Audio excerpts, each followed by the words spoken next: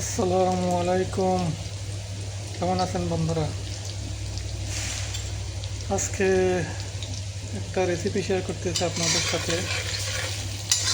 মিষ্টি কুমড়া। মিষ্টি কুমড়া তো অনেকভাবে খাইছি, আজকে অন্যরকম একটা রেসিপি। মিষ্টি কুমড়া দিয়ে রুই মাছ এভাবে আমি কোনো সময় পাক করি নাই, এই ফার্স্ট। জানি না কেমন হবে।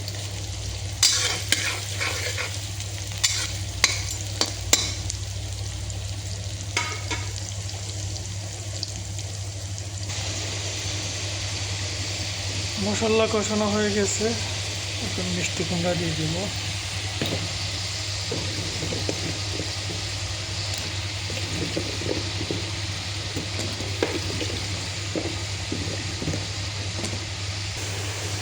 তরকারি কষানো হয়ে গেছে প্রায়, এখন মাছগুলো দিয়ে দিতে হবে।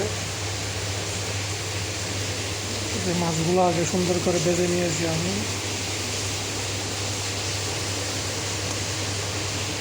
এখন মাছগুলো দিয়ে দেব।